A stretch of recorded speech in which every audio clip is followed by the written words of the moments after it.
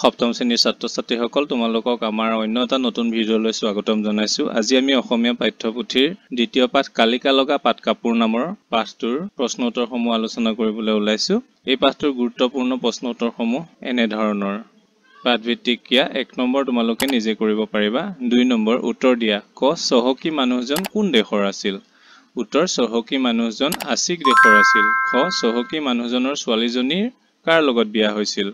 উত্তৰ মানুহজনৰ ছোৱালীজনী এজন দেখনীয়াৰ ডেকাৰ লগত বিয়া হৈছিল। গ ছোৱালীজনীক আন আন সম্পত্তিৰ লগতে আৰু কি দিয়া হৈছিল? উত্তৰ ছোৱালীজনীক আন আন সম্পত্তিৰ লগতে এখন কালিকা লগা বন কৰা পাট কাপোৰ দিয়া হৈছিল। ঘ কালিকা লগা কাপোৰখন দিওঁতে দেউতাকে কি কৈছিল? উত্তৰ কালিকা লগা কাপোৰখন দিওঁতে দেউতাকে কৈছিল যে এটা মন্ত্ৰ উচ্চাৰণ নকৰাকৈ কাপোৰখনত কোনোবাই হাত দিলে চকুৰ পচাৰতে সি চৰাইলৈ ৰূপান্তৰিত হ'ব আৰু কাপোৰখন চৰাই পাখি আৰু নেজ হৈ পৰিব। ঙ আছিক সম্প্ৰদায়ত সম্পত্তিৰ উত্তৰাধিকাৰী কোন? উত্তৰ আছিক সম্প্ৰদায়ত সম্পত্তিৰ উত্তৰাধিকাৰী ছোৱালী, কিয়নো ই মাতৃপ্ৰধান জাতি। প্ৰথম ছ ছোৱালীজনীয়ে কাপোৰখন ৰ'দত মেলি দি কলৈ গৈছিল? উত্তৰ ছোৱালীজনীয়ে কাপোৰখন ৰ'দত মেলি দি ওচৰৰ জান এটাত চেপা পাতি মাছ ধৰিবলৈ গৈছিল। দ্বিতীয় ছ কাপোৰখন চুই দিয়াৰ লগে লগে গিৰিয়েকজন কিহলৈ ৰূপান্তৰিত হ'ল? উত্তৰ কাপোৰখন চুই দিয়াৰ লগে লগে গিৰিয়েকজন ততালিকে এটা ডাঙৰ আৰু নানা বৰণীয়া জকমকীয়া পাখিৰে সুশোভিত ময়ূৰ চৰাই অৰ্থাৎ চিতৰিলৈ ৰূপান্তৰিত হ'ল। ৩ নং প্ৰশ্ন। ক বাপেকে ছোৱালীজনীক দিয়া বন কৰা পাট কাপোৰখনৰ বিশেষত্ব কি আছিল?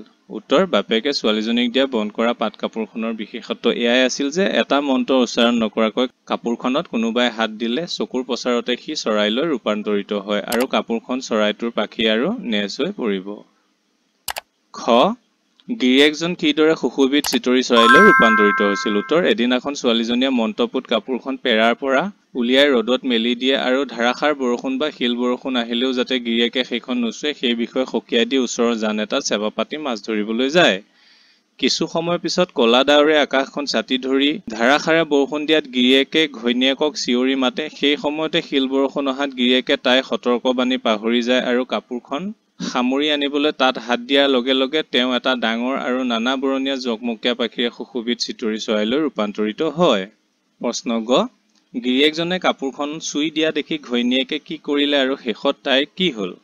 উত্তৰ গিৰিয়েকজনে মন্ত্ৰপুত কাপোৰখন চুই দিয়াৰ লগে লগে নানা বৰণীয়া জমকীয়া পাখিৰে সুশোভিত ময়ূৰ চৰাইলৈ ৰূপান্তৰিত হোৱা দেখি ঘৈণীয়েকে মন্ত্ৰষাৰ উচ্চাৰণ কৰিবলৈ পাহৰি যায় আৰু কি কৰিলা ঔ বুলি চিঞৰ মাৰি কাপোৰখনত হাত দিয়ে। লগে লগে তাইও এজনী চৰাইলৈ ৰূপান্তৰিত হয়। তেতিয়াৰে পৰা গিৰিয়েকজন মতা মৌৰা চৰাই আৰু ঘৈণীয়েকজনী মাইকী মৌৰা চৰাই হৈ পৰে।